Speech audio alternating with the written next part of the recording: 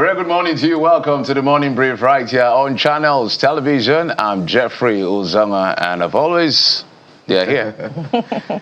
Well, good morning, Jeff. Good morning, Bukola. Yeah, a very good morning to you all. It's your perfect morning starter on Channels Television. Welcome. I am Bukola Koka. And we're live from our studios here in Lagos. I am Kelly Egiga. So where do we start from, guys? Definitely has to be the FCT Area Council. Kuje. Or Kuje, yeah. Precisely. Yes, Kuje Area Council. Area Council Chairman. Let's take a listen to the latest to that twist. And then maybe we'll give them a backstory. Okay. Or what really happened. Yeah. He made some statements yesterday. Is it yesterday or 2 days ago? Two days ago, actually. 2 days ago. That we all heard in English. Let's put that. It's not in Hausa, not Yoruba, not in Igbo. It's in English. And it got what people like that will get when you make those kind of utterances in terms of flags. Well, yesterday he came out and said, no, that's not what I meant. So I just need to give that background. So maybe we'll go. Where are we going to? I'll go to the first one. Let's go back to the first one. I address you today to set the record straight regarding recent reports circulating across the various news platforms and social media. In public governance, clarity, truth, and transparency are essential. In recent days, certain statements I made were taken out of context and leading to a distorted narrative that does not reflect my true intent, core values, or the official position of this administration. While I deeply respect the press and its vital role as a pillar of our democracy, it is crucial to clarify what the intent of the message was for and who. The remarks in question was made in a specific context aimed at addressing administrative efficiency, local development, and community welfare. You may recall that the event that led to the unfortunate incident was a meeting with the APC party youths and loyalists. And as the executive chairman of Kuje Area Council, I have no right to disenfranchise any residents or citizens of their fundamental human rights in the council. Our doors remain open for constructive feedback, dialogue, and accurate reporting. Thank you. God bless Kuje Area Council. God bless the Federal Capital. God bless the Federal Republic of Nigeria. All right. Well, that's the Kuje Area Council Chairman. They're providing clarification on what he actually intended or meant, and he was saying that it was taken out of context and that what he intended to address was administrative efficiency in the area council. But let's remind you of what he said in English, according to Jeffrey. In my area council, it's either you're doing APC or leave the area council. I'm not arguing with you. With confidence, I'm telling you. You know why? I cannot have minister and president doing for us what they are doing. Then on the day of election, you now come and say you want to match me. I will not do it. I will not do it. It's either you are with us or you are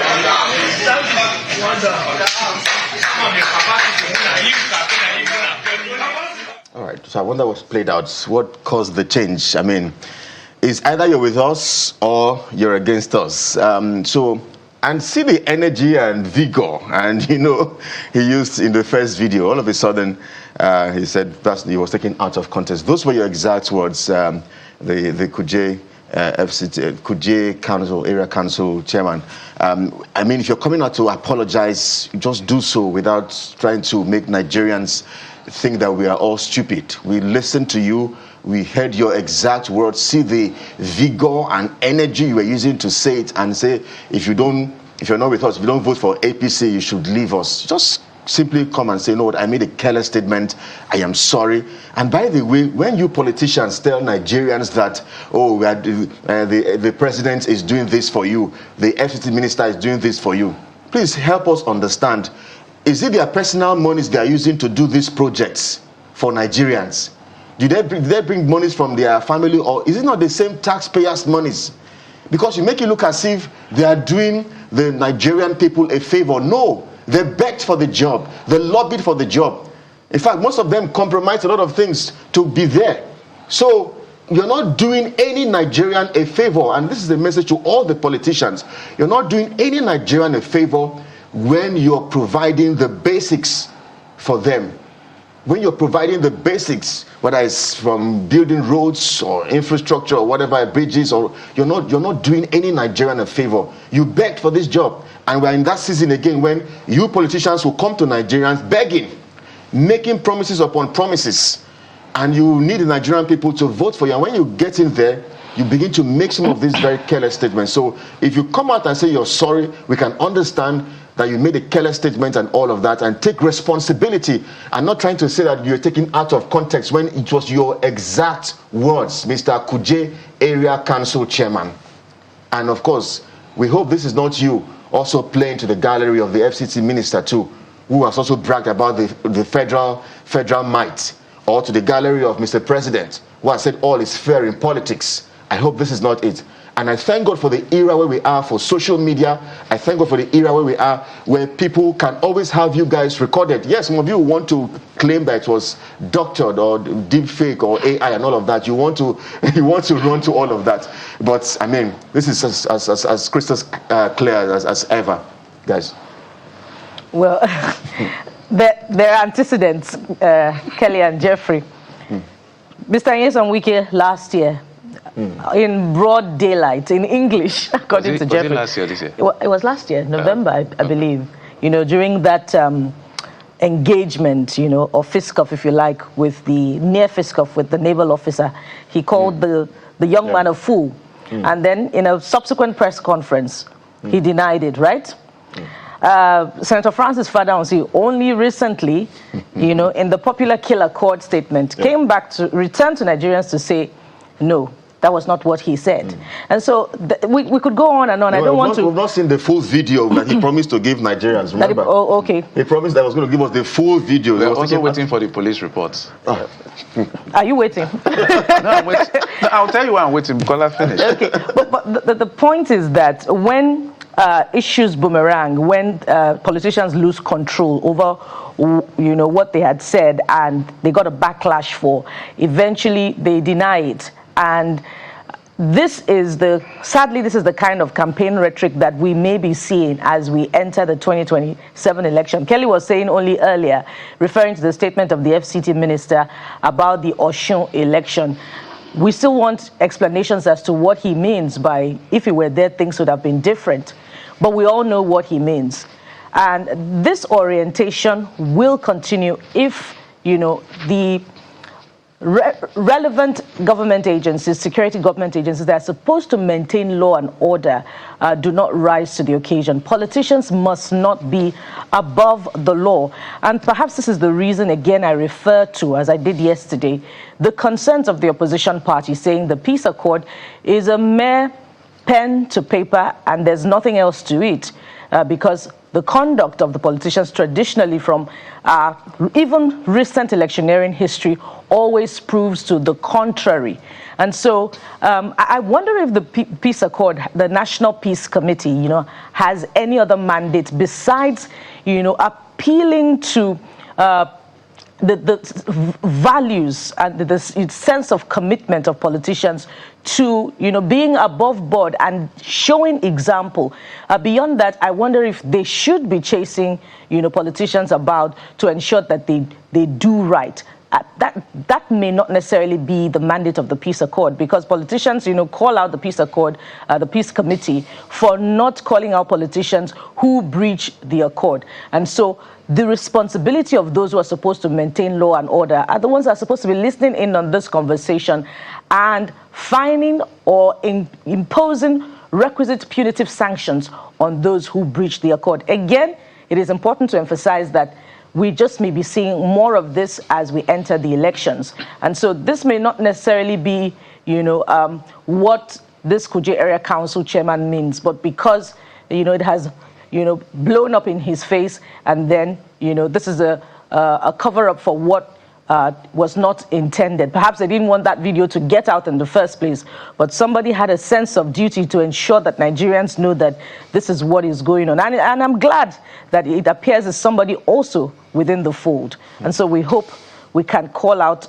more of these politicians as we enter the elections. His words were either APC or you leave the area. I'm not hiding it. Those were his words. Yeah. With confidence, I'm saying it. You know why. He now gave a reason of the work of president and the EFCC minister. So on the day of election, you want to, whatever, I will not agree. Those are your words. I think the guy thinks we're foolish. In his press, I said, he was talking to us press. I don't blame you now. I don't blame you. He said, we were taking him out of context and distorted. What is administration inside election day? Let me tell you what the Electoral Act says. Let's even assume that he was talking to exclusively his people. Let's even assume without conceding. Electoral Act section 126, when it talks about the sanctity of votes, section 126(3) of the Electoral Act says, a person shall not interfere with a voter casting his or her vote, or by any other means obtain or attempt to obtain in a polling unit information as to the candidate for whom a voter in that place is about to vote for or has voted for. B, communicate at any time to any other person information obtained in a polling unit as to the candidate to whom a voter is about to vote or has voted for. Let's say even you're speaking to APC members. They could still be APC members and go and vote for another party. It's their right. This is what I will say. The DSS has a lot of work. Sometimes I feel for them. They have a lot of work to go and look for people that are in Niger. Police has a lot of work. But see, they must set a precedent. We're not done with Senator Fada Hussey, who said something in clear terms and then denied that it was distorted, blaming it on AI. And we're saying, bring the original video. Also, let the police release their report as to what their findings are. We've not found anything. Now, this has added to it. The thing I expect the authorities to do is to take this gentleman into custody, ask him questions, let him respond, because the president, when we said here, should not have said all is fair in politics. It was not a good statement to have been made. We can talk about some of the things, maybe in some week like you talked about. We can talk about Senator Fada Hussey. We're building now. Everybody I've listed is all supporters or supporter of the administration or members of the APC. We can even ask Bukola and Kelly. We can ask Sheikh Jingiri. Who's supporting the Muslim ticket. So, because the reason the security agencies, which are institutions, must act now and take this gentleman into custody is because when the real salvo starts, opposition will react. And you do not have police, army, DSS, you will not have any moral rights to arrest anybody if you don't arrest these people. That is the truth. So we're speaking for institutional preservation, not because anybody's against the APC, because everybody we've listed here is either a supporter of the APC or a member of the APC. So if anybody outside the APC fold says anything similar or close to what they said or exactly what they said and you arrest them, then it's selective justice. Then you are in on it as well. So please, he did not apologize. Did you guys hear any apologies from that gentleman's mouth? Certainly not. He was blaming... No, as a matter of fact, he was denying or... He was blaming the press. He was blaming press for casting what he said in a different light. And we all know what he said. What he said is on record. He said we are friends, we are partners in this democracy. That partnership requires that you go into the police. Because that's what is fair on this job. The job says, Section 22, we will hold you accountable. You made a statement that was reckless. It's simple, you would have apologized. But what you did is unacceptable. Mine is Bukola. Either the DSS, if they don't have to, let them give it to the police, must arrest this gentleman, call him for question, let's have something out of this conversation. Because I'm afraid, Bukola and Kelly, I am very afraid. That this precedent that has been set by members of the APC, at least the ones we've seen, and supporters of the government, when the opposition starts, if the authorities go after them, we're going to have a problem on our hands. You know, Jeffrey, Please. in response to that, I'm not so optimistic that anything significant can be done to bring him to order because, we have antecedents. We can only say what we have to say. There is Lagos on my mind right now, and I recall voters who chose to vote in another way in Lagos. They were bullied. Yes. They were attacked. They got injuries because they wanted to vote for a particular candidate of their choice. And we recall those audio messages that were, calling on voters who would not vote the APC at that time to leave Lagos. We are in 2026, and it's crying out loud. It's a very tense election. Jeffrey just quoted from the Electoral Act, the sanctity of, the voters of the electorate. Every member of this country who is mature to vote, every citizen who is mature to vote, has the right to choose any political party of their choice. Again, I reiterate so that we're not quoted out of context. If they choose to vote for the APC, let them vote for the APC. And if they want to go with any other political party, they have the right to go, for any other political party without intimidation, harassment. Let Nigeria produce, for the first time in decades, another election that can be considered free and fair, whoever emerges at the polls. Well, we hope. We've done our job as journalists. This is the best we can do. Yeah. The rest is left to the authorities, as is institutional preservation. Yeah. They must act swiftly, they must act promptly, so that this doesn't escalate, because anything that happens next, how Nigerians we are. Yeah. But I think we should take a break. Okay. And when we come back after this break, we're going to the papers. Stay with us.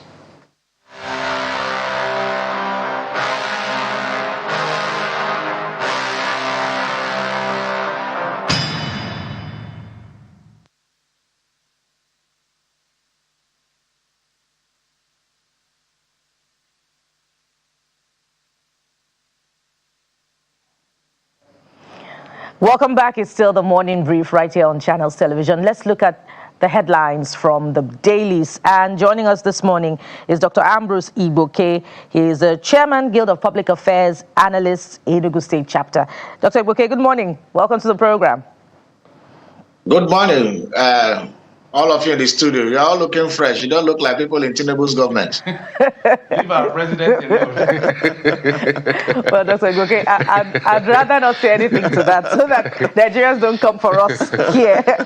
But let's begin with this Nigeria newspaper this morning. It has an interesting topic that borders on a potpourri of issues. Ranching, we won't surrender land by force. And there are just a few, one rider there. Southern Middle Belt leaders canvass transparency, community consent. Why do you think it's taking the country so long to define a clear path for this particular issue that should resolve once and for all farmer-herder clashes? Well, I think the Nigerian...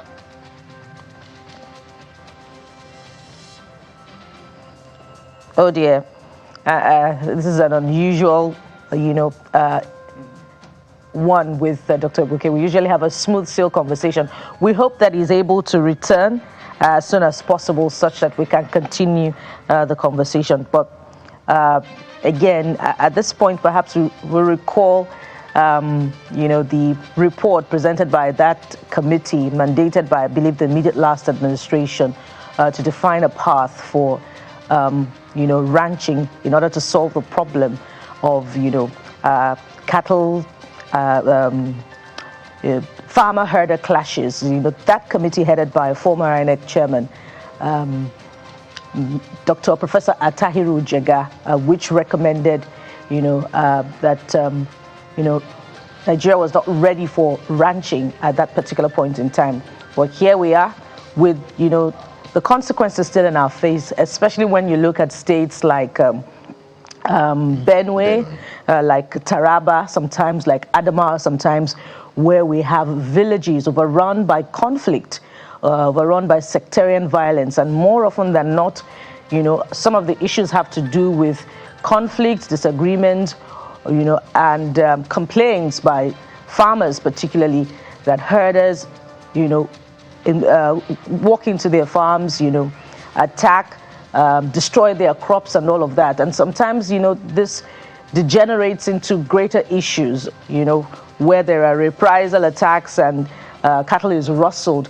Even in recent times, in Edo State, yes, we recall not too long from now, where there were serious, conflict, and it resulted in mob violence, for which the Edo State government had an issue on its hands. But prior to that time, we had heard about, violence in some areas of the state, where they talked about their women being raped, their farms being overrun. And so the issues, particularly of security and, the consequent happenings, remain in our faces time and again.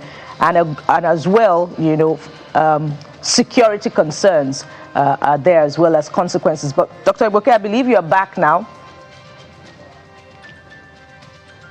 Dr. Ambrose Igboke, are you back with us now? All right. Perhaps we'll go to another paper this morning. We can just take some of the other writers on this Nigeria as well. All right. There are other stories on this Nigeria, and above there that is related to ranching, just beside the nameplate, we see food security. Stakeholders urge federal government, states to strengthen agro-business. And the safety of farmers, national security is right at the heart of that particular one as well. When farmers are able to, go to the farms, and through all the planting season, have some form of stability in their businesses, and of course they're able to be connected to ready markets, then we'll perhaps be moving a step further in strengthening food security and getting more persons out of poverty. But right at the heart of that is the challenge of security for farmers, ranching also being there, and farmers are saying that they won't surrender their land by force. And I believe, Jeffrey and Kelly, that the Land Use Act is also at the heart of this particular subject, because the availability of land also, has impact on space for ranching for those who are deep into the cattle business. And by the way, a lot of politically exposed persons, or if you like, members of the elite, are also those who are involved in cattle business as well. Beyond what we see of, our nomadic brothers from the north pushing this cattle here and there in many states of the Federation, we know that there are investors behind them who are powering the businesses. Yeah. Guys. I mean, even here in Lagos, there are times that I've had calls to be driving and you're coming to work and you have to stop and wait for cows to pass before you're able to. Even in Abuja. Yeah, that's the only thing Wike's power did not get. So I think I know there's this argument and pushback from some. I remember Sheikh Gumi in a video some years back was saying that, these herders have they've had their route or path, and then came civilization, then came people building and development, and then the path they used to follow to go around Nigeria was tampered with. That was the argument. Grazing routes. Or the grazing routes. That's how you call it. And that was that. And that's the argument for them that, these people have their grazing routes. And for many years, they use those pathways, to graze and on for their business and all of that. So, and then some people were wondering, because you have a grazing route in somebody's territory and land, how does that work? In fact, even saying that we shouldn't even develop develop our areas and all of that. So there's that pushback, and arguments from their end. But I think what the middle, let's switch to Nigerian Tribune because it stays with this particular story as well. Southern Middle Belt leaders to FG drop proposed ranching scheme for FCT, Plateau, 4 other states, demand full disclosure of ranching sites and legal instruments, seek answers on size of land, ownership structure, funding sources, and then one of consequences of seizing community lands. I think there's how perhaps the federal government is going about this that may not sit down well with some of these people who have this landed properties. But I understand Dr. Igboke is back. Dr. Igboke, perhaps you can just get to comment on these stories that have been raised, issues around ranching and the pushback from the Middle Belt and the Southern region. Sorry, that was a network glitch. You know, as I said earlier, that ranching is a private business. I don't know why over the years it has been politicized and it has been made to be an issue that looks as if people must give up their land for some certain private individuals to do their business. If we are not giving it, for example, if the person who is selling car or the person who is selling commodities or selling other things is not forcing people to give up their own land for them to do private business, why is the federal government always hell-bent on trying to make sure that people give up their land for other people to do their private business? All over the world, we should go buy some parcel of land. If somebody wants to build a university, the person buys land, buys serious acres of land, sometimes up to 100 acres to build university. If people want to build institutions, they do the same thing. Why is it that a private businessman who wants to ranch his cow, the federal government will want to take land from people? And I think Nigeria should resist this by all means. Buhari tried it with his Ruga policy. He wanted to bring Ruga, and the people resisted it. And I think people should resist this Tinubu's government also trying to give people, take people's land and give it to other people to do private business in the name of ranching or whatever. If there's ranching, then there is the community that should sell the land to the people. So please, the federal government should not heat up the polity again by introducing this thing. During Buhari's time, Ruga caused a lot of tension in the country. We heard about people trying to get people's land by federal government so that they can take over their land and they can, those kind of things. We don't need them now. Nigeria has been peaceful. Let's allow it to be peaceful. Private business, ranching is a private business. The cattle rearers should go and the cattle owners should go, negotiate with communities, buy land, and ranch their cows. Cows should not be allowed to be roving up and down all over the place in the 21st century. So the federal government, please, let's be careful not to, destroy the fragile peace we are having. Dr. Igboke, this is about economic survival. But you raise a very valid point that if it's a business, let's narrow it down. Maybe federal government, I don't know what the plan, because I'm seeing that headline that Kelly read. It says, demand full disclosure of ranching sites, legal instrument. So basically they want to be clear because there's a history to this thing and it has always resulted in one issue or the other because of civilization and modernization. So maybe there is a lack of clarity that is causing this. Is the government also going to be paying for this land? Are the businessmen who own this cattle and this herd, are they going to be paying for it? So this is a lot of things. But as you said, we have a bit of stability. We can't tamper with it. Let's go to the Vanguard newspaper. Vanguard, there are two stories I would like you to speak to. NFF president, other board members resign, with the poor outing of our girls after missing out since they've been on that. We won that tournament for, I think, 10 times. And this is the first time since 1990 or 1991 when we will not be going to the World Cup. And then other issues around the Super Eagles as well. And there's been pressure, investigations about some mismanagement of funds I would like you to speak to as well. And then just above the nameplate, just in blue, you see a story that has a FG records 2.1 trillion naira fiscal deficit in Q3 2025. Those two stories. For the NFF, the Nigerian Football Federation, we used to be NFA, Nigerian Football Association. They now changed it to Nigerian Football Federation. The christening of the name did not change. In fact, it was better when it was NFA. There's something that happened to it when it changed to NFF. Their seriousness in the management of football in Nigeria became worrisome. Became like a diabetic soul that refused to go. All these things happened. Remember Mr. Amos Adamu? I don't know if you remember. And the FIFA corruption case against him from the same NFA at that time. Nigeria football is one of the biggest exports of Nigeria in international, in the global, market. Imagine countries like Brazil, Argentina, and some other serious countries. They export football. They go to negotiate. They are in negotiation, are involved in selling players. Our own football federation are not even serious. Where is the ground? Where are the academies? NFA does not, as a body, does not even have an academy. NFF does not have an academy where young people are groomed. NFF could not even organize a simple football competition. What happened to the football competitions in secondary schools? What happened to the Nougat games? Nougat games that used to be very serious, where we hunt talent. Where are the academies? They just sit there, they bring money, I don't know what they do with the money, and then they get money from FIFA, they get money from the Nigerian government, they get sponsorship deals, and at the end of the day, our football, look at our local league. Our local league is a joke. It's a big joke. Look at leagues in South Africa, small countries here, doing very well. So I think the NFF should be reorganized. The NFF should, the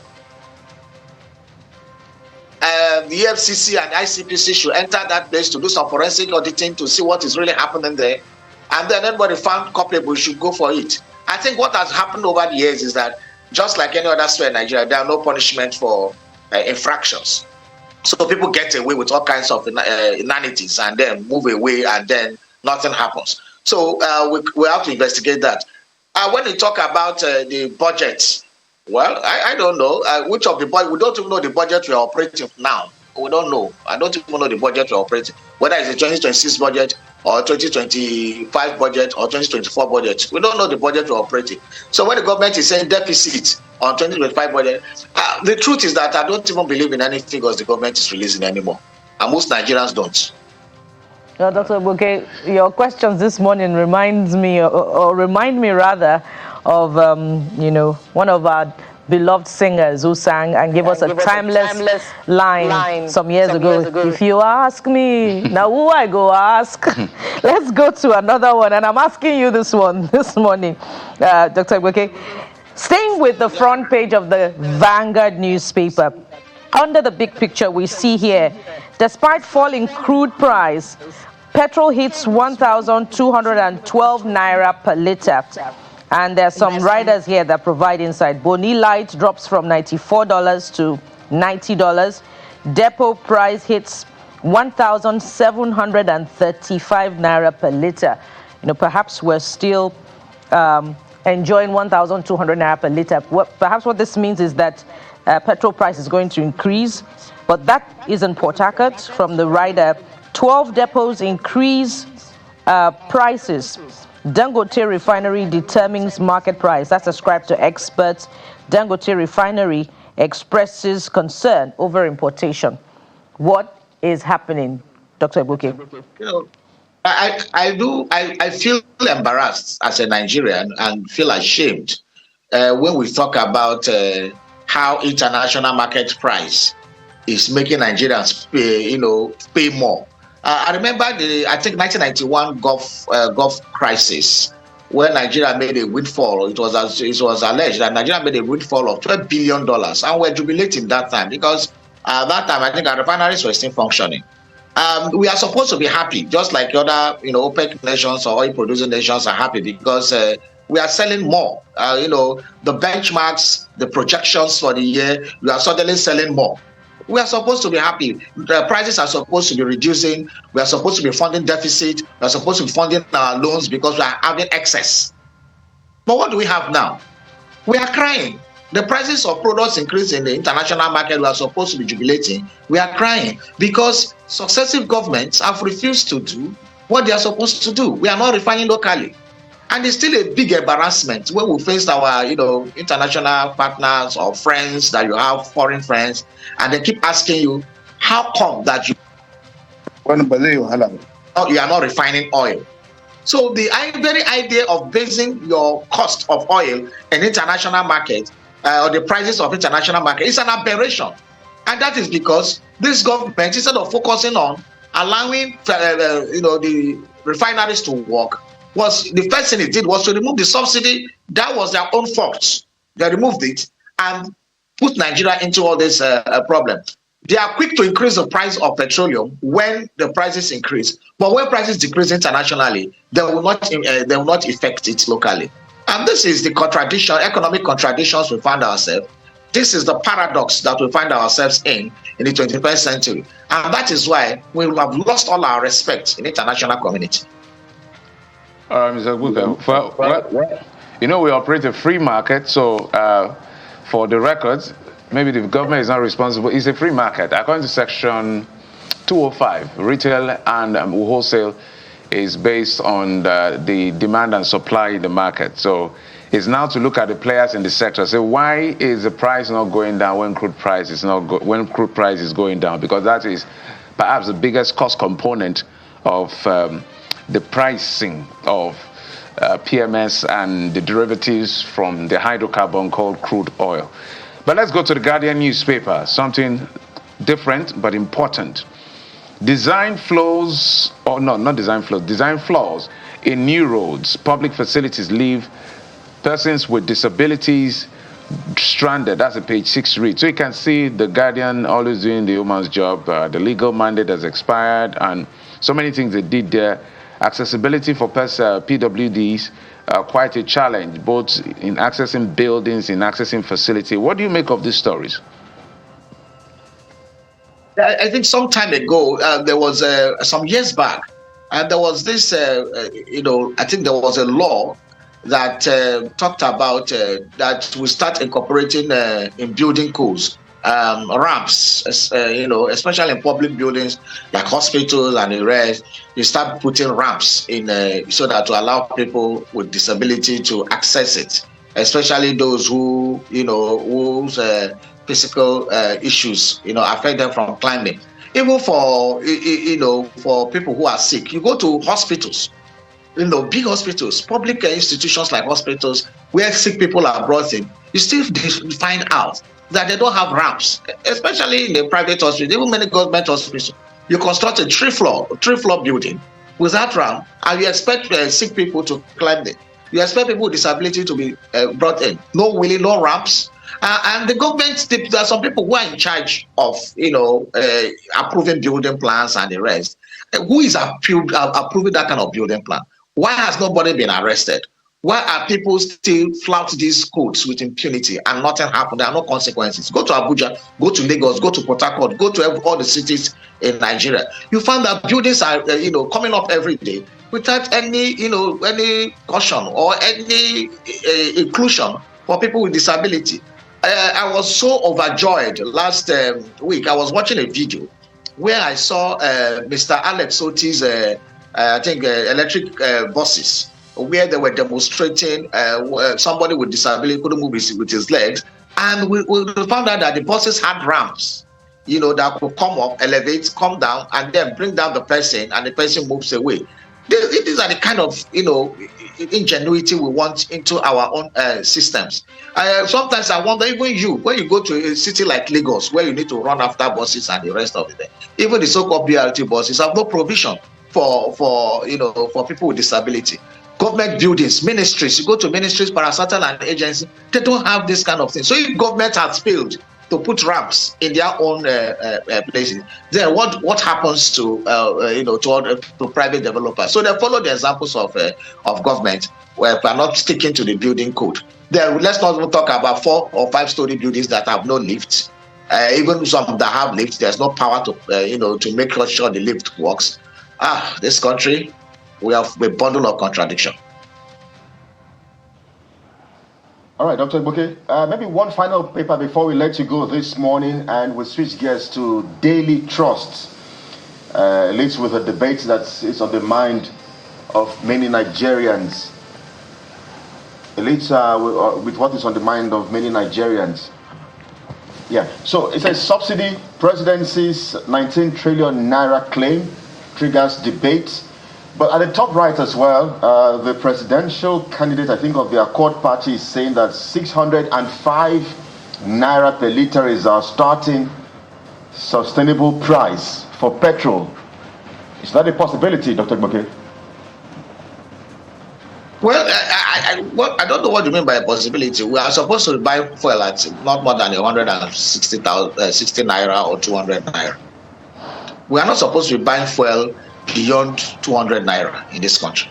So when somebody tells me it's a starting price, I said, well, we are not still talking a lot of sense, economic sense, in terms of the realities of who we are. Who we are as a people is that we are not supposed to be buying fuel more than 200 naira. So the government is treating the symptoms and not the cause of the disease. The cause of the disease is that we are not refining petroleum products locally. So provide the refineries and the prices will crash. We were talking about earlier about the dynamics of demand and supply marketing, where marketers are supposed not to buy products from Malta, from different countries of the world. They're supposed to go to Port Harcourt, Warri, and Kaduna to buy their products. They are not supposed to be engaged in forex in buying their products. So the problem squarely lies with the government and not the marketers. So when the marketers buy cheaply from Port Harcourt, they will sell cheaply. But the problem is that the federal government have failed to make sure that we produce locally. So when marketers come or government officials come and said that you took fuel price to 1,300 and you want to bring it back to 500 naira and you want us to be happy. Happy for what? We need to build our refineries and make them work so that we can buy fuel, petrol for not more than 200 naira. And that is when only you can say that happens. And then for the federal government talking about subsidy and all those claims and no claims, the federal government has not been sincere with the numbers it brings out about subsidy. Later they say subsidy is gone. Later we heard they're paying something in form of subsidy. Later they say there's all kinds of corruption in subsidy. The federal government knows those who are committing a crime or corruption in subsidy, but they have refused to go after them. So they transfer the pains of failure to the citizen. And this is not fair on the citizens, because you and I are not the people who are committing this scam. We and I are not the people who are gaining from it. And so they keep going around because maybe they are powerful people that cannot be touched.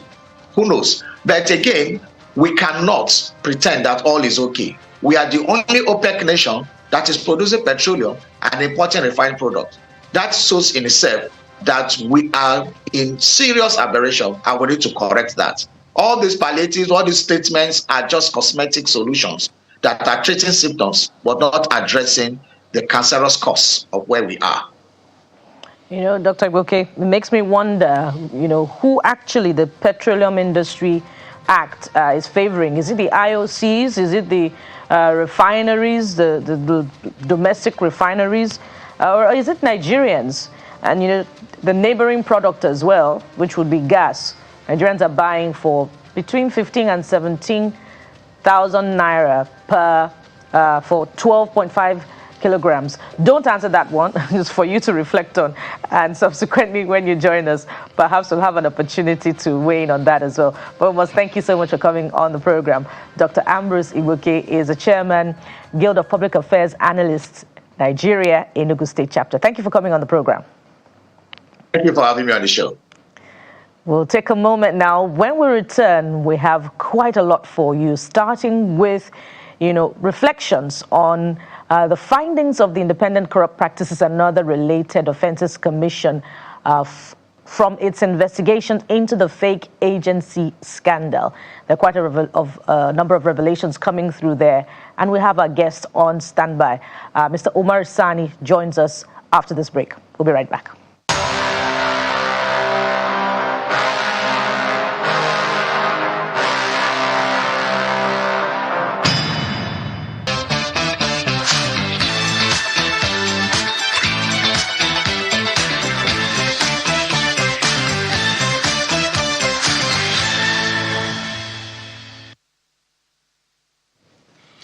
Welcome back to the program, everyone. So let's get to have that conversation this hour. The former special advisor on media and publicity to former Vice President Namadi Sambo, Mr. Umar Sani, joins us live on the program. He's also a media strategist and politician. Thank you so much for agreeing to talk to us. These national embarrassments refuse to go away. Issues around fake or phantom agencies, if you like, and fake DGs, if you like. But from the standpoint where you sit, this perhaps latest revelation, I wonder what you make of it.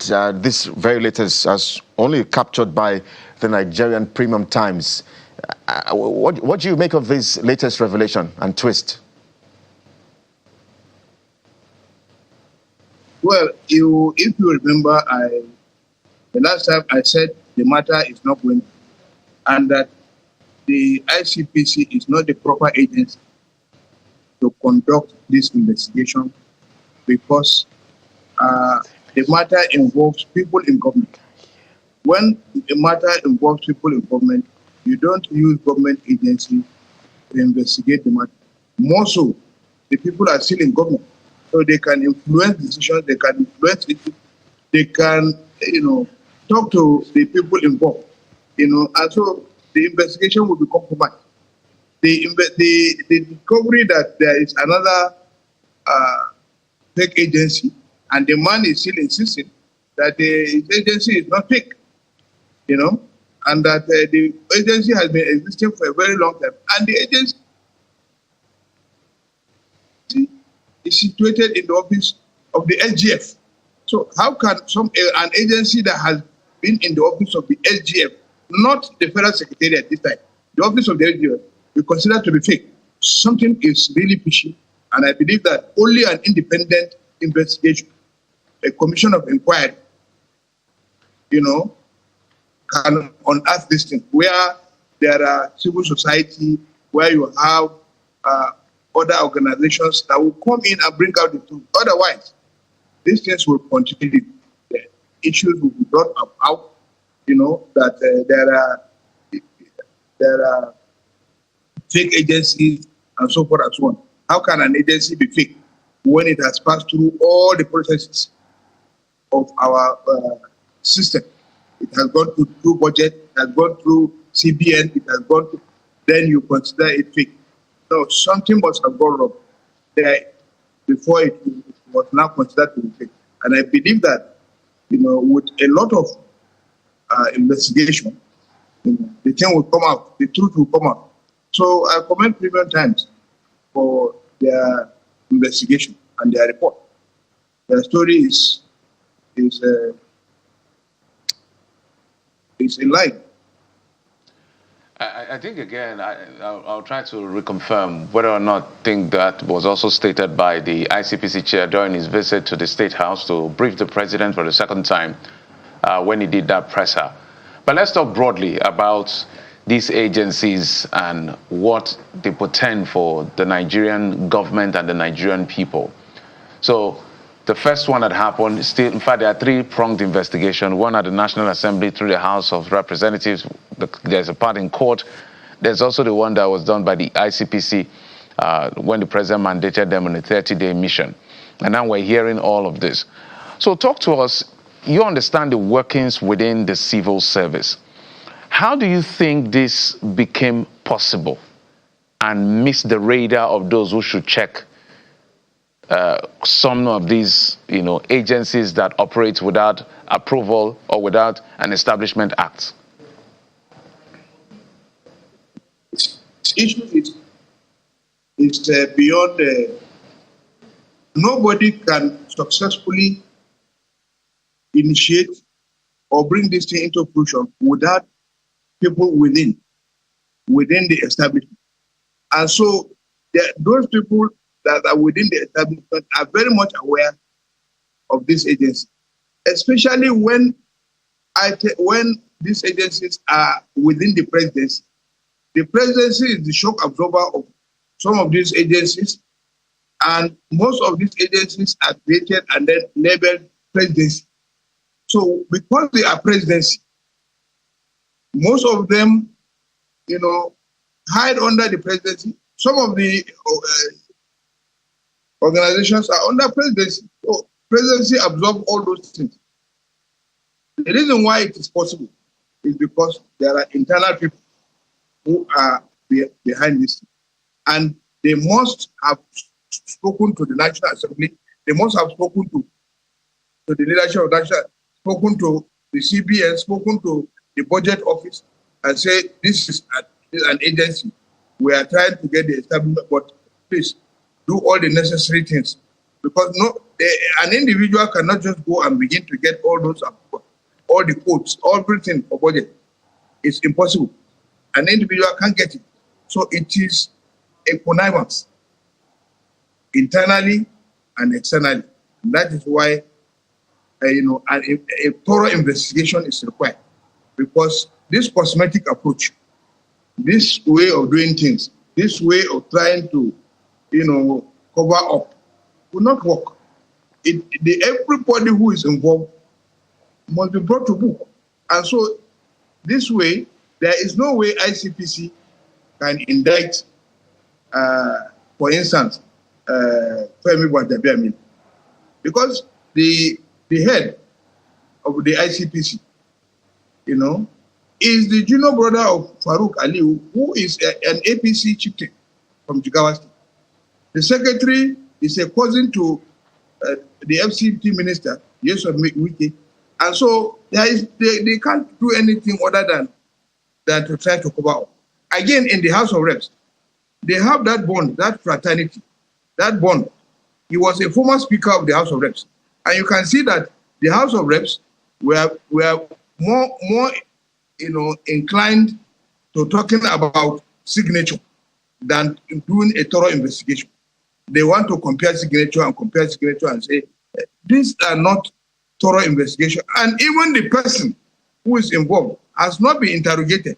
The public need to hear what he has to say, and then we will make sense out of it.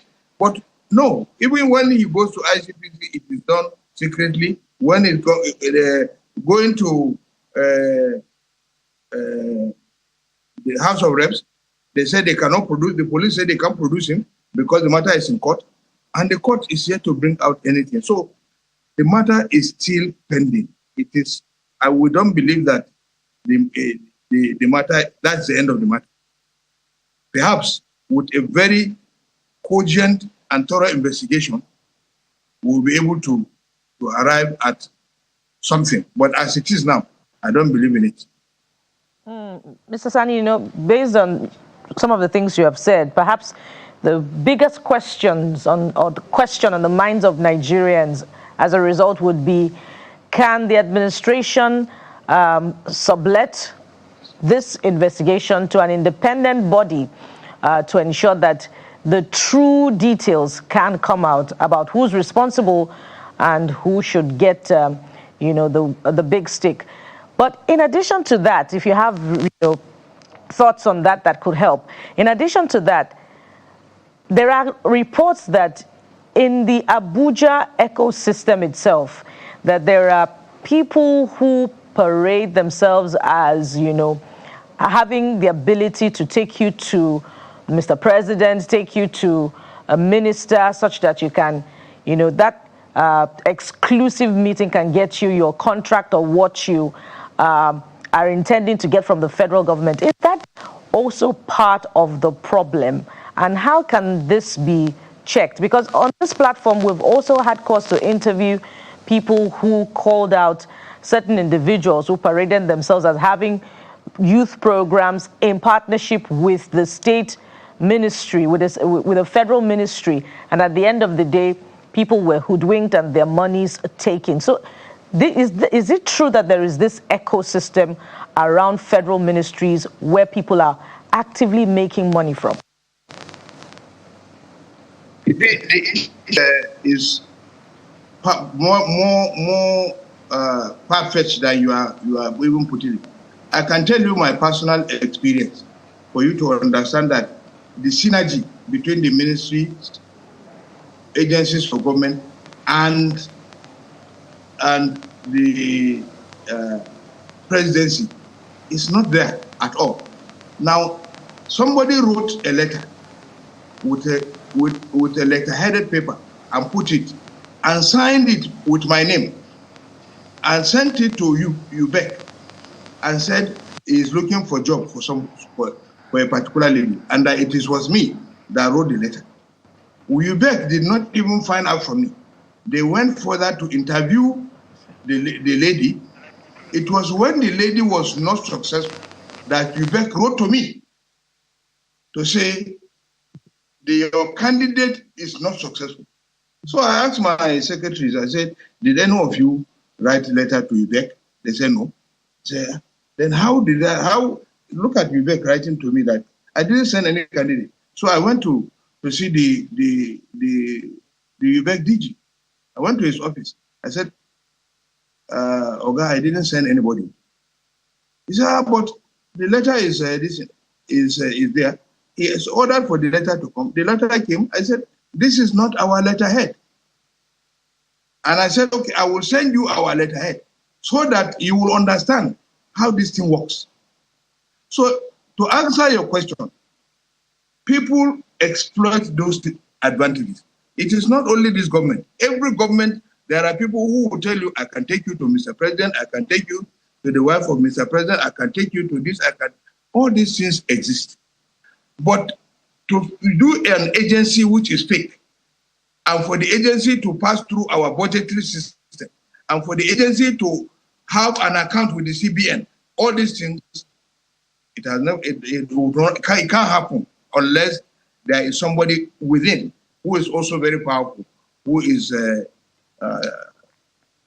motivating these things. But the ecosystem, as you rightly put it, is such that it can be tackled effectively. But how can it be tackled?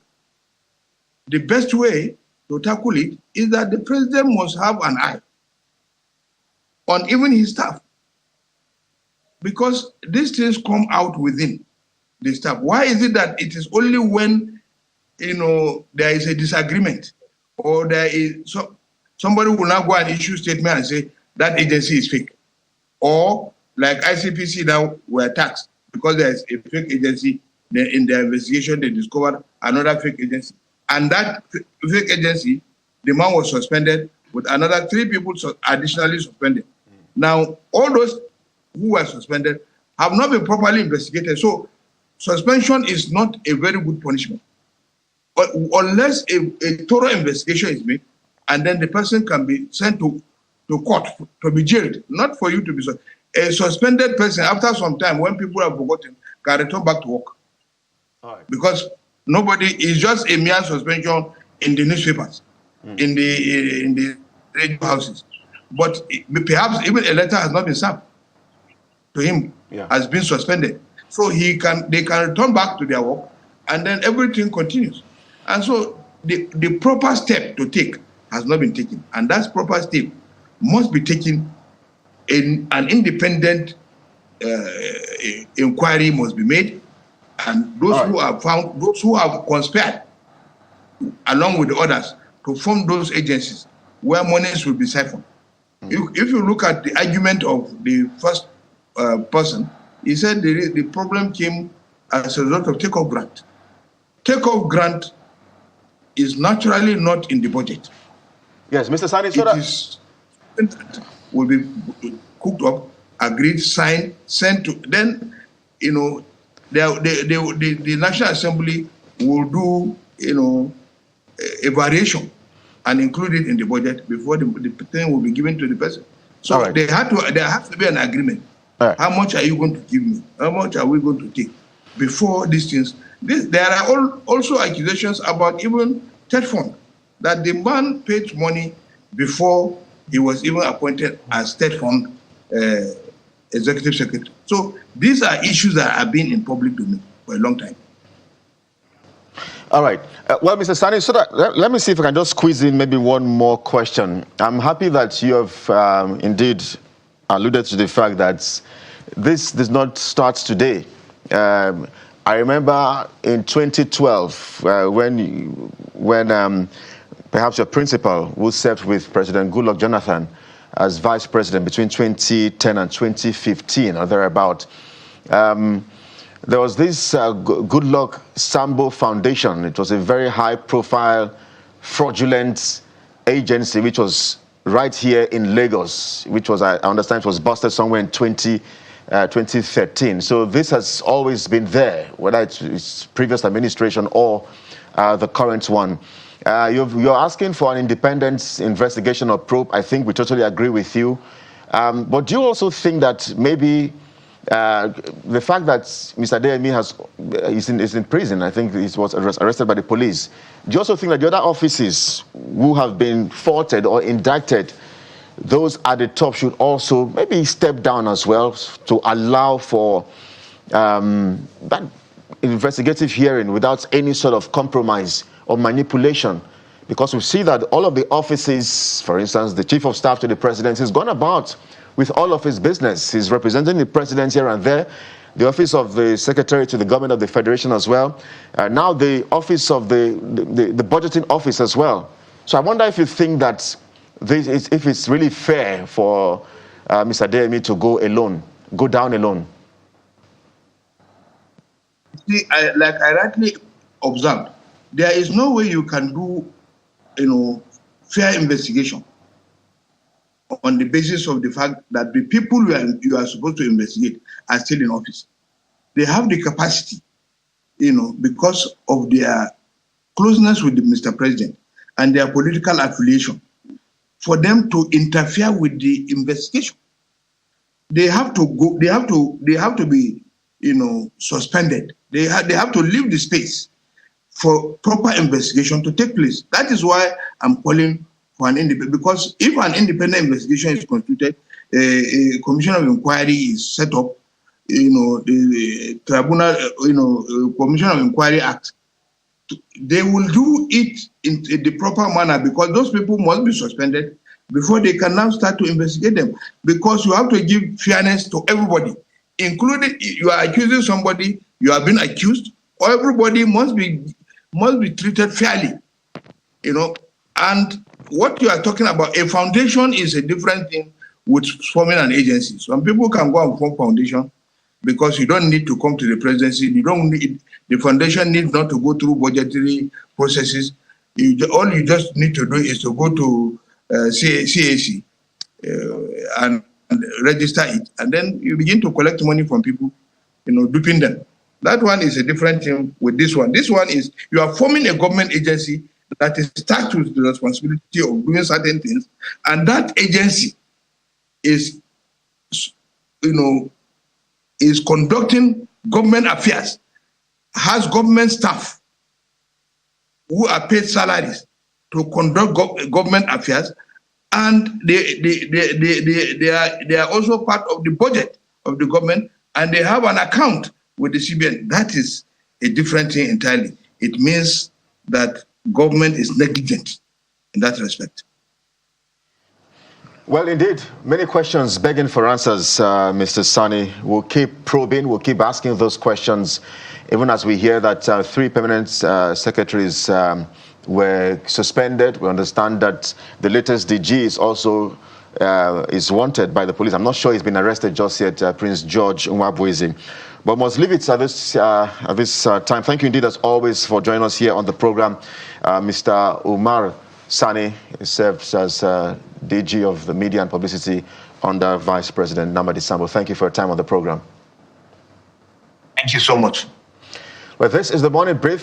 From here, we get to switch gears and talk Niger State and the kidnap there, which has so many questions as well, and question marks as to when exactly did this happen, how many residents of that state were kidnapped, and where did it happen, Jeff? Well, let's bring in the Commissioner for Information and Orientation in Niger State, Mr. Albert Nuhu. Mr. Nuhu, good morning and welcome to the program. Mr. Nuhu, good morning and welcome to the program. Good morning, thank you. Mr. Albert Nuhu is the Commissioner for Information and Orientation in Niger State. Let's begin with what we haven't heard. We've heard about the incident. You're going to help us walk back as well as to how it happened. But we haven't heard as to the number of persons that were abducted and who lost their lives in that whole process of capturing them. So is there any official figure as to the number of persons in the abductors' den? Yes, thank you. This particular incident happened last Friday. Abductions from people, worshippers in the mosque. And until Sunday, we couldn't give a statement from the state, but we did eventually. And that was because we had to verify some of these reports from the security agencies and some from our own information officers around those areas. But overall, right now as we speak, later this morning, we're going to have a security press briefing. We're inviting the actors involved, especially the security agencies. We're inviting the media. We're going to address these issues so we can hear directly from the source this is going to happen later this morning around the government house in Mina. But most importantly, about figures, when you talk about figures, it's not something you can easily fathom, especially when you have this occurring in the area of Borgu Kingdom, where you have the Kainji Lake Park, the national park. It's a dense forest. And these people live in clusters. So when this thing happened, there's every reason that they will scamper for safety. Some have scampered even to neighboring Benin, some have scampered to neighboring towns. So it's even difficult for the security agencies to go and get these figures out. Not to talk of you coming out to just give figures. We can't speculate with this. It's no joke, and the state is not taking it for granted. So everything has to be verified before we come out here and tell you these are the figures. But I know later in the day, all these things will be together and it will be out there in the press.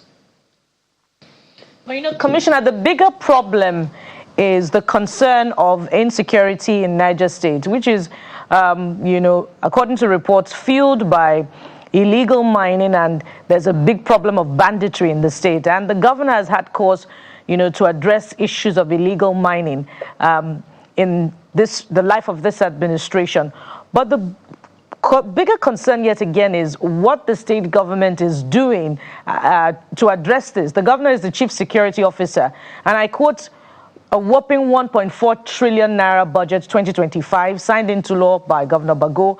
And between January and August this year alone, the state government has received FAC allocation to the tune of about 144 billion naira. So why are there no significant results in intervention in the area of security in Niger State by the state government? Thank you very much. When you bring out these figures, it seems so large and so, outrageous. But you see, what the state government is doing will shock you, will surprise you, because it's doing all it can to bring all this to a standstill. Unfortunately, you and I will agree that the security machinery is not directly in the hands of government. But I can assure you that the state government has deployed a lot in the area of security to aid the security agencies. Can you please enumerate those measures for us? Well, we hope to get the commissioner back to find out those specific measures. Have there been provision of, armored personnel carriers to the State Police Command in Niger State? Have there been provision of other equipment, vehicles that can aid timely response of the police to areas of concern? Those are the answers that we're hoping to get from the commissioner to understand if the governor, as the chief security officer, has been rising to the occasion, because time and again what we hear is what we'll seem to be hearing already from the commissioner, that the state governor is not the primary one in control as far as security is concerned. But if resources are at the disposal of the state governors, where are the tangible results in the areas of intervention? We hope that the commissioner is back. Commissioner, are you back? I'm sure you've heard my line of thought. So please go ahead. Yeah.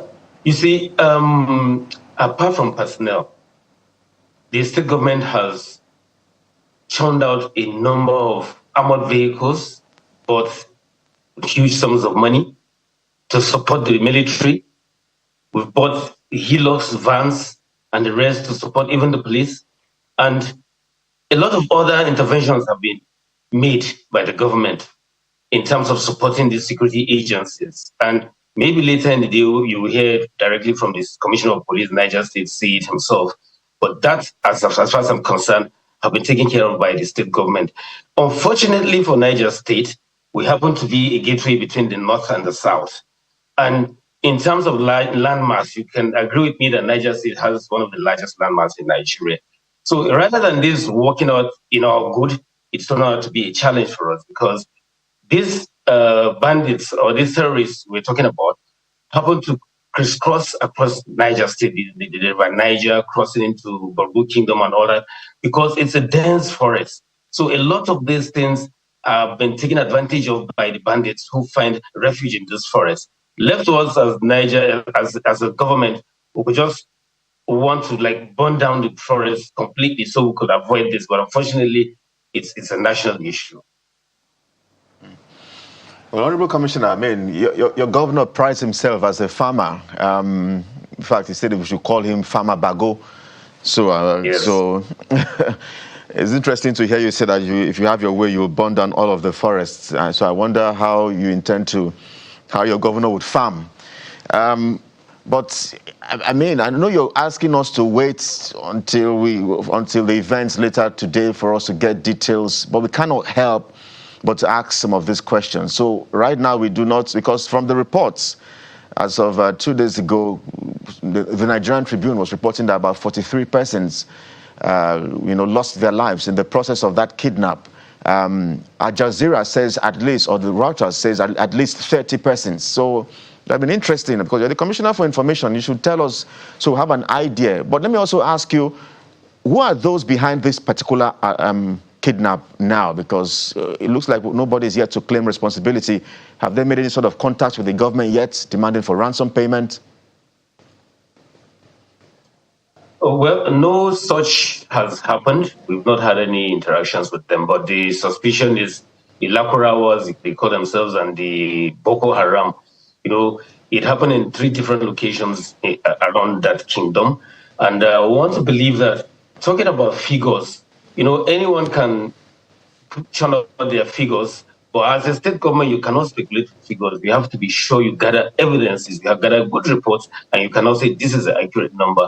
But anyone out there can just speculate and give out their numbers. You are seeing at least or more or less. But the thing is, we can't go on that. We have to give you accurate figures. And I'm sure is it really even about the figures or about the loss of lives that we're concerned about? Whether it's 1 life or 2 lives, it's a life, and we're concerned about that. But I want to assure you that shouldn't be an issue because I'm sure later in the day, all these figures will be made known to the public.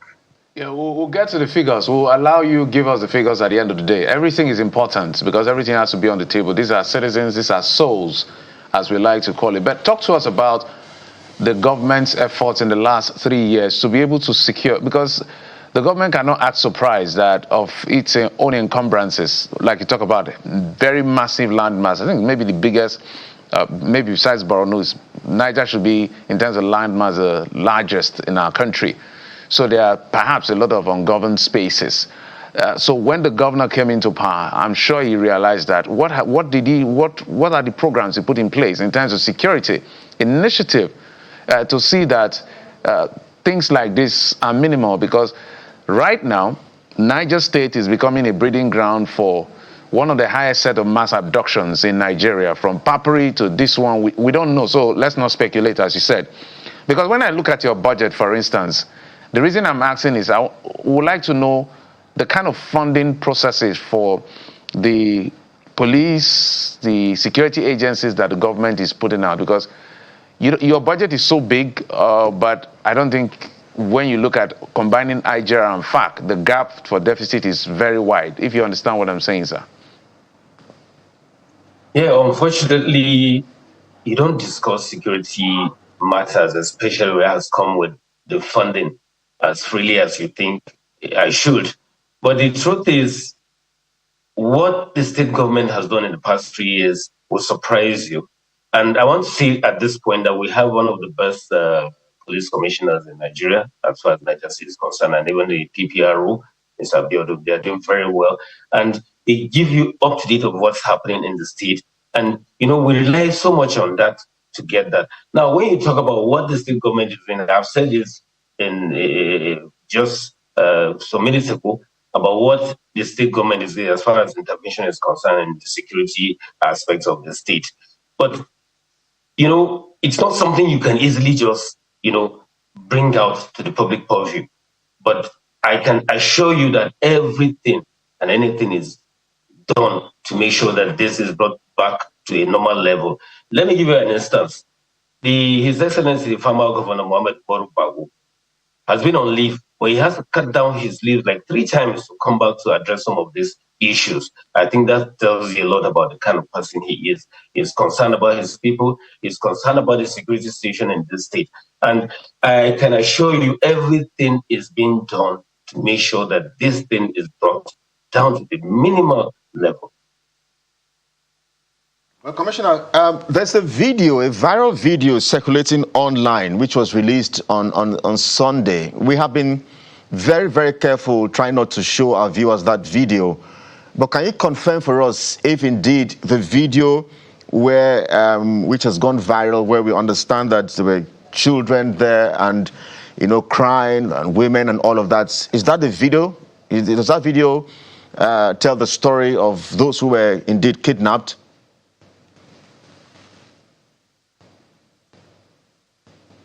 Yes, I can't verify that because that's just a video that was shot by a group of bandits. But right now, we are trying to gather some of the survivors of this abduction to see if they could identify their people in that video before we can come out and tell you that really that video is authentic. But for now, we can't verify that video because anyone can go anywhere and shoot anything. It could be anywhere. So as far as we are concerned, we cannot authenticate that video. Just a follow-up question briefly before I use to my colleagues. So because I had to ask that question because there are reports that it looks like in Niger State, the administration of Farmer Bago is suppressing the media. This kidnap happened on Friday. It took the bandits on Sunday, perhaps allegedly, to release that video before Nigerians got to know what had happened. So it means there was no report, no account whatsoever between Friday and Sunday, 48 hours after that 600 worshippers had been kidnapped and at least 30 persons killed. How do you respond to allegations that the administration of Bago is suppressing the media? I will vehemently disagree with you on that because, first of all, yes, we got calls by Saturday morning to verify the incident at Borugu.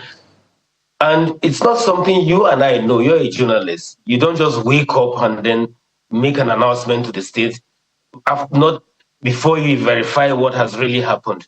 We have to sit down. We have what we call the Niger State Security Information Situation Room, involving the police, the Homeland Security Commissioner, and myself, and some other people that are stakeholders in security, in the security sector. So we had to sit down and get more reports so that we could come out with a statement. And also we did. By Sunday, we made a statement. So, but when you say that the state government is suppressing the media, come to Niger State. If you are in Mina, we have FM stations across the capital, and you hear all sorts of discussions on radio. People even cast aspersions on the governor. We haven't done anything. The highest thing we could do was to report to the NBC, the Nigerian Broadcasting Commission, which they have assured us they are taking a step. Because it's not for us to suppress any media. It's a free press. Anybody can say what they want to say. But sometimes some people don't even understand that there's a broadcasting code. But as a ministry, that's what we're doing right now, trying to enlighten the people, especially social media handlers, to understand that these things, they come with a law. They come with an abiding code, and people have to abide by that code. But the issue of suppressing anyone, that is a far reach. That's a far cry. Well, we hope that is really the case because we can point to incidents, but we want to manage our time and look at security. And I did do a quick check, and I saw that the Niger State government has provided, just last month, 12 operational patrol vehicles to the State Police Command in the state. I haven't seen any provision of armored personnel carriers. The question then again is how, what is the capacity in terms of personnel of the State Police Command and the knowledge of the terrains where those bandits are operating in Niger State. Another matter which may be aiding insecurity is infrastructure, which I want you to speak to. What is the state of roads in Borugu local government in Niger State? And that's part of the conversation.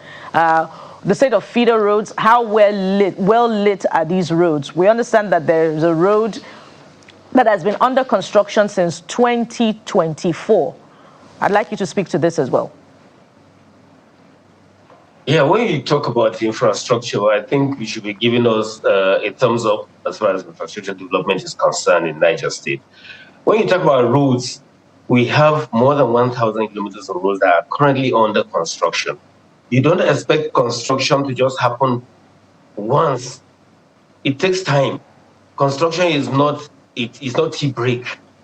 it's something that takes time. And then we have, for every local government in Niger State, some even have more. We have 5 kilometers of roads construction in every local government, which is ongoing, So for that Burgu axis you're talking about is something that has not stopped. I was in that area sometime last week, and as I was going back, construction was ongoing. So I want to assure you that we are not stopping. And that's why we're calling on Nigerians to be more patient with this government. We're 3 years in this administration, and we've not stopped. There's no time that construction has stopped, and it's going to continue. But, you have to give latitude of time, latitude of understanding for people to know that, yes, these things can be done, and we're not resting. We're on it. Our Honorable Commissioner, we'll keep tab with you. We hope that we can get all the details we want to get as journalists, as citizens, as to this abduction. Because aside Papri, if this exceeds a number in terms of the persons that were abducted, then it's going to be the record number. And that doesn't say, give a good scorecard of the government. Efforts are not enough. It is results we use to assess whether those efforts are good enough. So we wish the government well. So what we need is transparency and accountability. Obed Nuhu, Commissioner for Information and Orientation, Niger State. Thank you, sir, for coming on the program. Thank you very much. Anytime. All right, we'll take a break. And when we come back after this break, the big question about the controversy around PMS subsidy or fuel subsidy, as you like to call it. We'll talk to some of the players in just a moment. Stay with us.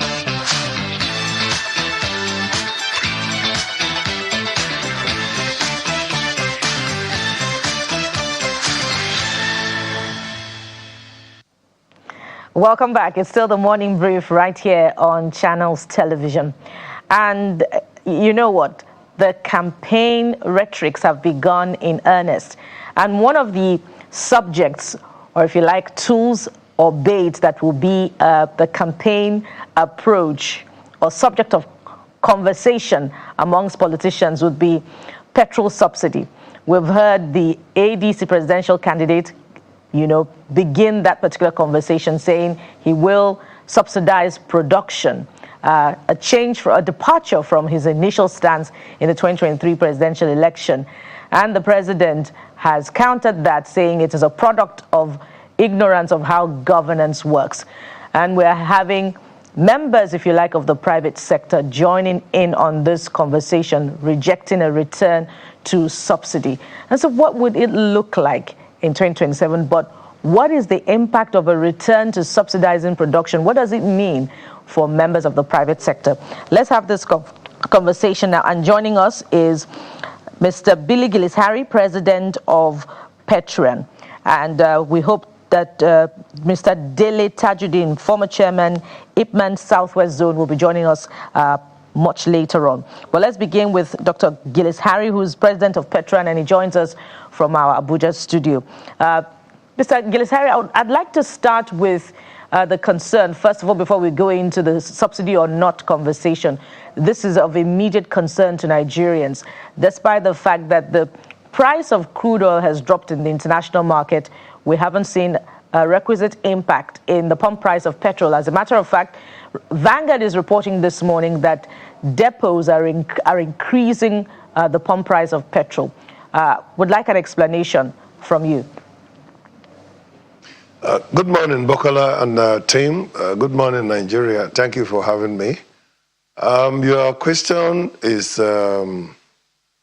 simply to address why crude oil prices are coming down internationally and it's not impacting the pump price. Well, for us in Petron, our assignment, so to say, is find where there is petroleum product, get it, transport it, and ensure that Nigerians have access to petroleum products. So the prices that you see in any of our Petron retail outlets will be a direct result of the prices that we have paid from the depots. If the refinery sells at a certain price, the depots will sell at a slight markup, and then there will be a logistics involved in it that will now take it down to our stations And our landing price will then determine what our own prices will be. And as usual, our Petron members take the brunt because our margins have never changed. It has always maintained that all-time low. But we believe, that this process will not kill our businesses totally. Rather, it's bringing quite a lot of innovations. It's also giving us some very strong sense of financial discipline. And we believe that it will be much better in the coming weeks or coming months. All right. Well, we understand our second guest has joined us now. One prof told us here on this show that when the international market raises the prices, it's like using an elevator. The prices in Nigeria will just jump up. And when those prices come down, it uses the stairs, But I understand that Comrade Dele Tajudeen has joined us live on the program, the former chairman of IPMAN Southwest Zone. Perhaps you can also just speak to why we're seeing those numbers or seeing that delay in the prices of petrol prices come down, because you are also a player, independent petroleum marketers, So why is that delay?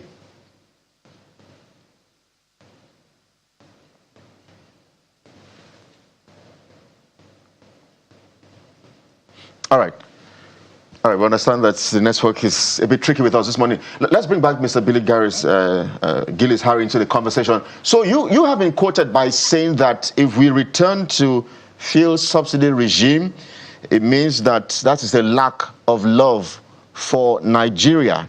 In fact, you have criticized the calls for the return of fuel subsidy in one of your interviews. I'm wondering why. I'm sure many Nigerians who want to hear you explain to them why you do not want them to return to how life was before this administration came on board, buying fuel for, I think, 600 naira plus. Okay, so that does not go too far to get a clear explanation. I'll try to make it as simple as possible. Up to 2023, when fuel subsidy removal became effective, we would dare say that we needed to be sure that there were quite a lot of preparations that should be towards that. But whatever it is, it's better to start something that is good for the country on a long-term basis than not starting. We were buying fuel from, the fluctuations of prices, an average of 600 naira.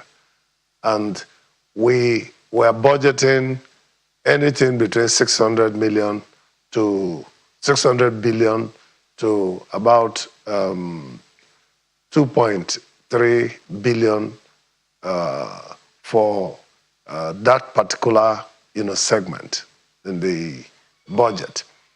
Now, when you go to the retail outlet, what was happening at that time was that the government of Nigeria, through NNPC, was subsidizing that product for between 300 and 400 naira per liter. And what happens to that money? You have taken 10 liters of product to your, I pass my neighbor generator, but the balance of that money, what happens? Corruption sets in, mismanagement, lies. So when you have a president who knows what he wants to do and wants to reset the button to ensure that Nigeria gets better, that 400 naira is no longer there to be paid, because one, Nigeria was not earning the money.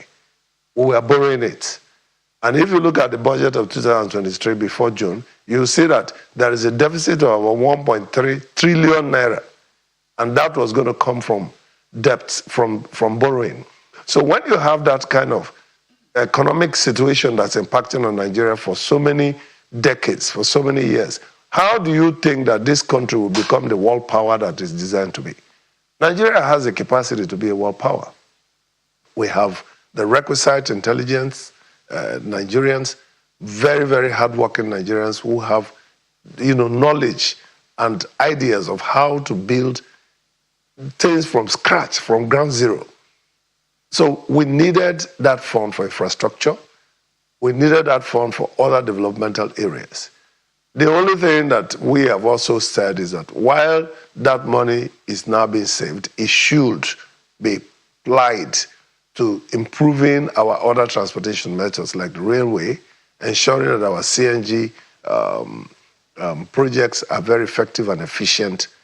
And other than that, if after all 2023, fuel subsidy was an issue, was a commitment kind of made by all the presidential candidates that is going to be removed. So why is it that close to election, any one individual will now bring subsidy back as a basis on which competition, unfair advantage should be sought?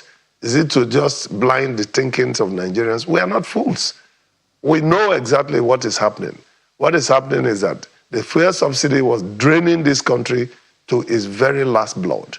And we needed to be sure that that did not work. Now, that's our point, and that's why we don't think that subsidy should be returned.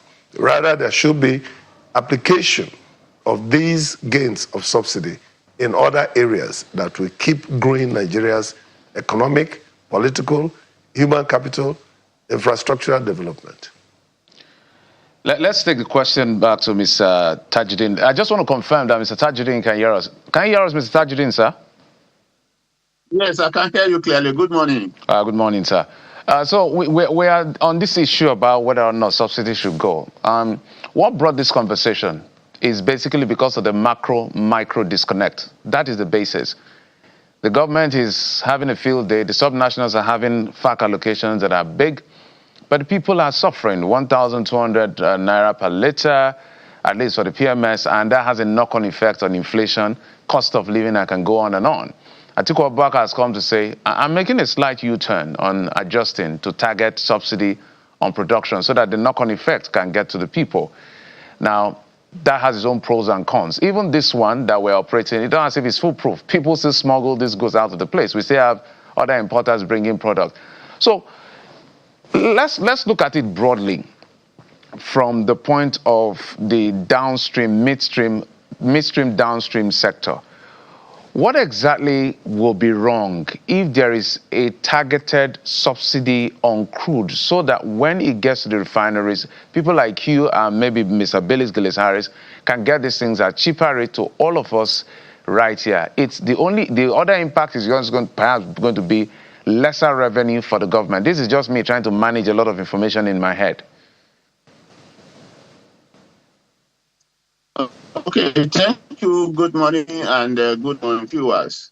So when you talk about the negative effect of removal of subsidy, I expect you to also state the gains that are there. Let us ask ourselves, if the subsidy has not been removed, which condition are we going to be in Nigeria today? Those are questions that we need to be honest with, and we have to say the truth, because removing the subsidy, we all know that all the three main presidential candidates in the build-up of 2022-2023 election, they all acceded to it that they are going to remove subsidy, and subsidy was scam and the rest. And you and I know that truly subsidy was scam. A lot of people benefited. But now that the subsidy is removed, so it's now, the benefit is now going to so many people in terms of education, in terms of road infrastructure, and so many, and you can count on like that. And what I expect people to understand is that when you are trying to restructure a country, you cannot do it in 1, 2, 3 years. Let us be honest with ourselves. Even our small scale businesses, you run into troubled water and you want to restructure your business, you cannot tell me that we can get it out of it in 1 year, in 2 years or 3 years, that the case may be. So for me, it is a right thing in the right direction, which the government are taking. All we need to do is to exercise patience. And when you want to do things, it has to be holistic. It can't be partial. For me, as far as I believe, it cannot be partial. Let us persevere. We are going to get to the end of it. That's just my own basic advice for masses and for all of us that understand the importance of restructuring Nigeria, because where Nigeria was heading to, honestly, between you and I, where Nigeria was heading to, if this decision has not been taken, yes, the president said it in his campaign that he was going to take tough decisions. I don't know why people are persecuting him now, because he said it, he never hid it from people. He said he was going to take the decision that is going to be tough, but at the end of the tunnel, there's going to be light. He said it. You can recap to when he was campaigning. He said it that I'm going to take a very serious decisions that is going to affect you, but I know that at the end of the tunnel. Mr. Tajuddin, before I yield to my colleagues, so that we don't fall into aggregation bias, I was very clear on the macro gains, but more people are now in poverty, whether it's multidimensional, which is non-income, or literal poverty, and the cost of living is super high. The argument on the other end is the fact that some people are saying that the importers of petroleum products, if this targeted production subsidy is implemented, of course, all of them said they are going to remove subsidy. I don't think that's arguable. We can also see the macro gains from this, but we have to look at both sides of the coin. They're saying that importers of petroleum product will be knocked out of business. Is that also a big fear from your end as a player in the sector? No. There's nothing to fear about. But the only problem that we are facing in the industry is this incessant increase in the prices of petroleum products. Like I engaged your colleague yesterday. You see, when it has effect on the petroleum marketers too. For example, in the last 1 week, we had an increase last week, Wednesday, it was 20 naira. This week, yesterday again, we had an increase of 15 naira. You see, when there is an increase like that, we don't have a correspondence increase on our profit, but that is one. Number two, you have to go about looking for more capital to do your business when it is increased.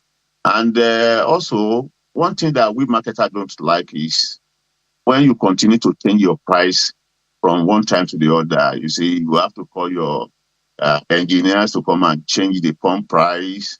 In fact, your customers at times, they feel that maybe you are trying to play funny on your pumps, where you continue incessantly changing working on the pumps. It is not good for us. So that will lead me to the fact that the government has to do something very seriously about the 4 refineries that we have. Because when you have just 1 or 2 people having refinery, that is not too good for a competitive economy. So that's my take. Government has to do something about all the 4 refineries, and they must be intentional about it. They must be serious about it, but it's not about we are going to do this or to do. They must be serious about it. That is one of the things that can solve the problem, because I expected the prices of petroleum products to be coming down, not to be going up again. So we understand your logic. This poses a challenge to marketers in many different ways. Marketers, either those who are importing the product or those who are buying directly from Dangote. It is what Dangote offers as a price, ex-depot price, that will determine what marketers, either importers or those who buy from him, would sell. But Mr. Atiku, who is promising subsidy for production, is saying that he's not subsidizing importation.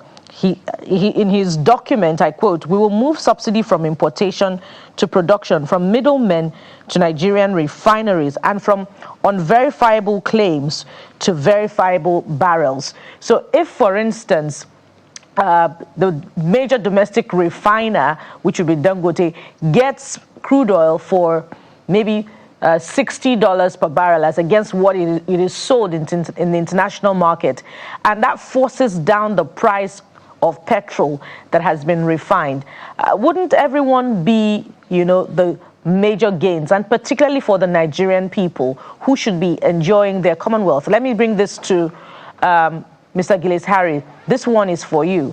Wouldn't everyone be, the big gainers at the end of the day? Well, the first thing that is very critical in this issue is not just, sentences or, just words. How much is the cost of producing 1 barrel of crude oil today? What are the vagaries? What are the chances of it moving up or down? So you have to get those details. When those details are taken care of, then you can now ask yourself as a Nigerian, what is the input you're making other than having the crude oil given to you by God? What is the technology? What is the technical thing? What is the financial input? What is the cost of money? You have to check on that. So on the surface, it seems very, very nice. Oh, I'm going to subsidize crude oil production. How? And how does that impact in what the price of refined product will be in any Petron retail outlet? So the thing is that we personally, I would say that we are tired of certain political conversations that play yo-yo with the economy and the life of Nigerians, and that we should begin to interrogate. I'm happy that Bokola, you and your team are interrogating this subject. But I also will advise that sentiments should not at any time be put. We should look at the real issues of how this will grow Nigeria. How this will. Now we are talking about poverty. Everybody is becoming creative, efficiently creative in this season, learning what to do. Cheaper price, doesn't that bring down the overall cost of purchase of crude oil, and by extension what you incur on production as well? Yeah, but that's what I'm saying. So let us know the numbers. If we have the numbers, then we can interrogate it and look at it whether there is indeed empirical evidence to make that claim, or it's just a banter that's coming up because there's a political contest that's coming, and maybe because of the current situations of how Nigerians perceive this particular policy, it will sway opinion. But the reality is, it is not. This decision of removing subsidy should have been taken since 1979. And in 1999 to 2008 years after 1999, they had all the opportunity to be able to, make sure that whatever subsidy that is there is efficient. But go and take a look at the crest of corruption, of the kind of claims of companies who were paid money that never brought 1 liter of product in the name of subsidy. So there are so many things that we, because if you want to start finding out, rot, it will come out. So there's no need for this. What we are seeing today now is beginning to bring discipline. Recently, the Minister of Finance reeled out the gains so far. Now, those gains, what we advise is that those gains should be applied to very practical, visible means of making Nigerians to come out of poverty. Buying PMS, yes, as critical as it is, that's why we take our job serious, because we know the role we play to ensure that everyday economic activities of Nigerians are driven from our retail outlets, efforts. And to that extent, we are committed and we are doing the best we can. So if any one player will come and engage with us, we are more than happy to interrogate the facts with them. Yeah. So it's just not enough to make a statement, and of course, I don't know if we are reading a translated statement, because, if you are reading directly, then you should be able to interpret that also effectively. So our advice is that let us look at real issues. The election that's coming should be focused on real issues, real matters that will develop Nigeria, give the Nigerian the very, very benefit that is required. And yes, let me also say this, subsidy of what? There could be subsidy in food. There could be subsidy in transportation. And these can be applied in certain ways that will be efficient, but not for a product that is not helping us, that we are going to be borrowing trillions of naira So regardless of how you want to tweak it in production. Yeah, let's bring in your colleague as well, who is also a major player in the market as well. I would like to perhaps bring in also the comments of the presidential candidate of the Accord Party. In his exact words, he says, "Let the data speak.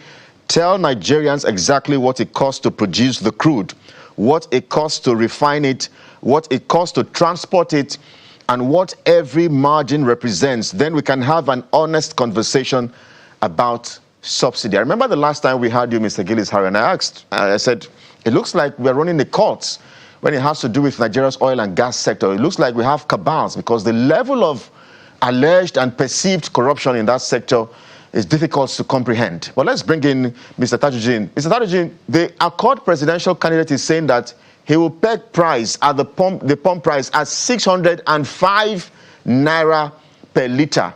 This sounds very interesting to millions of Nigerians, but is that possible? Yeah, that is not correct. Not sure that is correct. You see, we have an agency, NMDPRA. Before they come to a conclusion of a price, they put up all the templates. I think the man needs to meet with the DPR, because I'm not in position to give you the templates of what becomes what. But I don't think in the same environment, if a cost of product can be 600 and it will be sold at 1,200, that is not correct. Like I said, there is always a template of how they come into a conclusion of what price is reasonable. That is not very correct. Let him meet NMDPR is a government agency, and every presidential candidate has a right to meet with them and ask them what exactly makes the price of petroleum product to be where it is. Even though it is deregulated, people can sell at their home price, but no reasonable marketer will sell with more than either 20 naira, 15 naira, or 30 naira margin, as we do now. That is the highest margin that we have now, about 20 naira on any product. So for me, I think that's a political statement and it's not realistic. Let's take it to Mr. Gillis-Harris, and let's put it out there. There is no. Let's take it to Mr. Gillis-Harris, and also Mr. Tajuddin. But I'm directing these questions to Mr. Gillis-Harris. If you look through, there is no crime in paying subsidy if you have the ability to. What we're debating is how sustainable can it be, whether it's the United States, whether through production or tax support, or whether it's Japan or Indonesia. I can go on and on. As for countries that are putting one form of, as a matter of fact, our upstream sector, what is it called now, Bonga Southwest Apparel, is getting a very Father Christmas incentive, 11.5, that is $11.50 incentive for them to get us an FID to begin to explore oil in Bonga Southwest. And I think the estimation is about 20 billion in terms of developing the FSPO. But where I'm going to with, I don't want to be too bogus on this, is the fact that it's interesting how people demonize subsidy as though it's a bad thing. If you can sustain it, why can't you do it? It's for the good of everybody. And I think it's also interesting that you say things like, what will develop the country in the interest of the people? What else is going to be in the interest of the people if they can get more affordable PMS? So that's why we're interrogating the idea. Everybody's bringing the idea to the table. President Bola Tinubu has implemented his own idea. We can see the impact, we can see the gains, we can see the down risk, we can see the up risk. Atiku Abubakar has now come to say, I want to make a U-turn on my own end and see what I can do. Ashim is doing his own. So it's an important conversation. So I don't think it's fair for us to dismiss the conversation because we disagree. So talk to us about the issue of what kind of incentive, let me put it like this, what kind of incentive without distorting the gains that we have achieved can help bring pump price down as soon as possible? I don't know what as soon as possible means, whether it's 1 year or 3 months or whatever, because I can tell you for a fact, whatever is being done is inadequate to be able to cushion the effect of what this has brought at the micro level. My words are very careful. Well, nobody, personally, I do not demonize anybody who has intention to make its own political pitch by any means possible. What I will argue with is what impacts us as Nigerians. I'm an ordinary Nigerian, and whatever benefits all Nigerians will benefit me. And so if I have the means to be able to speak on behalf of 2 people or 3 people, or even just for myself, I will say exactly what is the truth and what I perceive to be correct. Now, subsidy is not a crime, but it should also not be used as a weapon of deceit of any kind. We have to go back from at least 1977, let's say 1977, and look at the trajectory of how this subsidy has impacted Nigeria.